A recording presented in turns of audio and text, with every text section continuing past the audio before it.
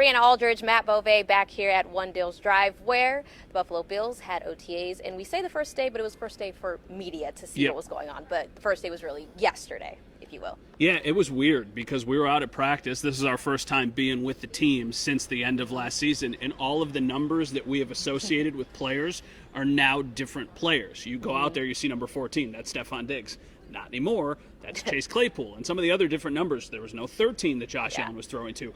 The biggest takeaway for me is how different the wide receiver room is. We knew that that was the case, but to see it on the field is an entirely different thing. It's a different vibe for sure. It's like that first day of school where you're just meeting all these new people. And like you said, I was using my cheat sheet with the card because I was grabbing video of all the new faces. And I'm like, I'm really having to use it right now. The cheat sheet is right here, and there are so many names on here that it's like, okay, number 13, that was Gabe Davis. That's now Matt Collins. Number 14, we said that was Stephon Diggs. Now that's Chase Claypool. Number 16 was Trent Sherfield. Now that's Xavier Johnson. Like, all of these are just so different. So that's going to take some getting used to. But I think the exciting part about that is, and probably for them too, rookies, people that are signed in free agency, there's no clear anything right now. Like, this is a fair game.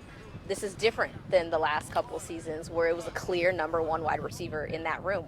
Yeah, I also think that change sometimes is a good thing. I think that for a long time within this organization, we talked about the benefit of continuity, and I think for a while there was something there. But I also feel like the team kind of reached their potential, but the ultimate goal is to try and get better, get further than they've been able to go. So sometimes you need to start over. I think that's what this year is. This is a little bit of a reset.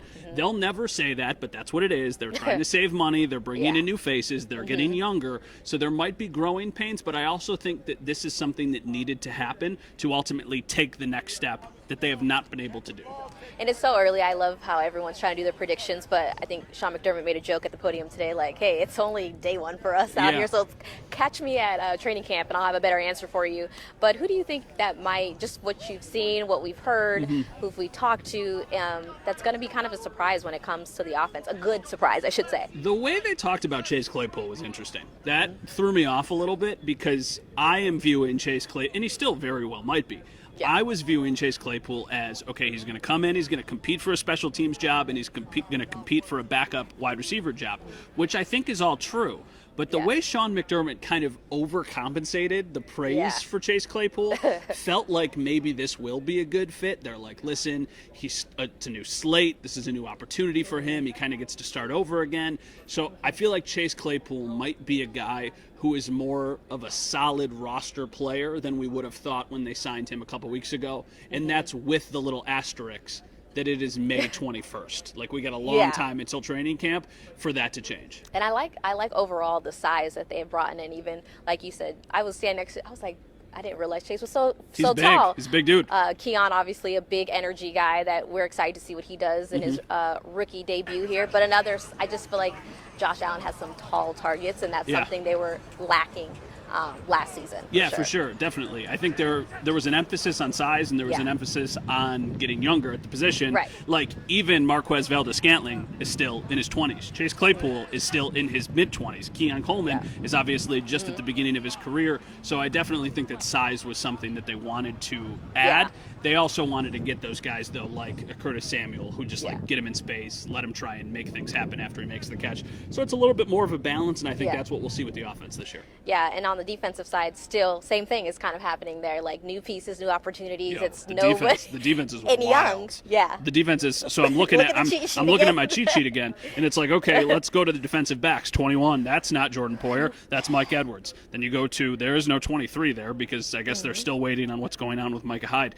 But it's so different. Taryn was asked about that. He was like, did you ever look behind you and see, oh, well, Micah and Jordan are going to be there, and then they're not? And he said, yeah, a little bit, because the defense, there's more continuity on the defense as a whole. A lot of the core players are still there, but the secondary is different. I mean, no Trey, no Jordan, no Micah. That's where you see so much different names, so many different names. And it's weird to see because it's not over the top to call Jordan and Micah and Trey like Legends of Buffalo, and they're not there anymore. But again, an opportunity for players behind them, the new guys, and some of them aren't. Some of them do come with experience. Like Mike Edwards, I know has had plenty of experience. He's won Super Bowls, but it's just like, is that going to be enough? And I think that's the question, especially when we get to that national level. Like, oh, the Bills are done; they've lost too many pieces, but not necessarily. No, and once again, getting younger. There was an emphasis there. Jordan Poyer 2 years ago is different than what Jordan Poyer was last year.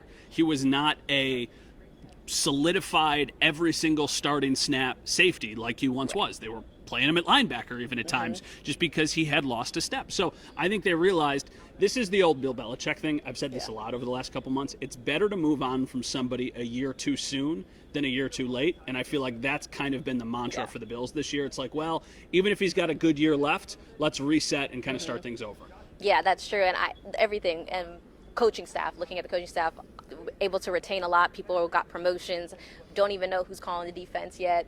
Again, I think he said, ask me when we get closer to training camp. So they still have a lot of wrinkles to figure out. But that would, to me, if I were a Bills fan, that's what also makes it a little bit exciting. You literally have no idea what's to come, but strap on because it's time to ride. Yeah, there's no outcome of this season that I think would shock me.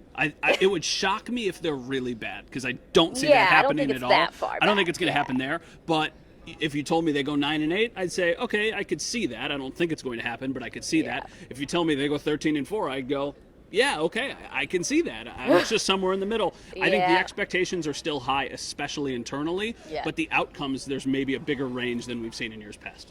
Yeah, and I guess I'll end with asking the same question I did offensively. When we look at the defense, who's that one piece that they brought in that you think, or maybe someone who's kind of stuck around? I'm glad you said that. Yes, okay, so I'll give you that as well, that you think this might be a little surprise this season. A.J. Epinesa.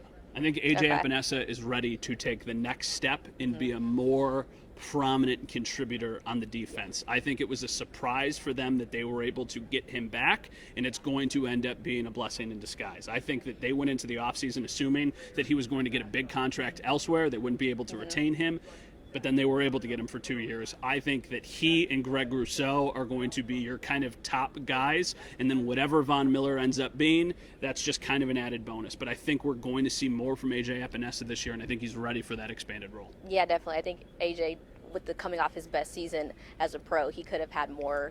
He had choices, and he wanted to be here. I think that proves a lot. And like, no one really knows what Von's injury is going to lead to. Obviously, Leonard Floyd was a big piece of this defense. He's gone, so it's going to be, that is someone also that I'm excited to see what he does. But again, this is the very beginning, so who knows what's to come and what's next for us. We're done for media wise. I'm taking a long weekend for the holiday, and then we'll be back here next week again for week 2 of OTAs, a couple more weeks of OTAs. Then it's mandatory minicamp. I can tell you now, Stefon Diggs will not be reporting for any of these phases. Very accurate. And then after that, it's training camp. So we're getting ready to ramp things up soon. And that's it. Well, until then, for Matt Bove, for Bree Aldridge,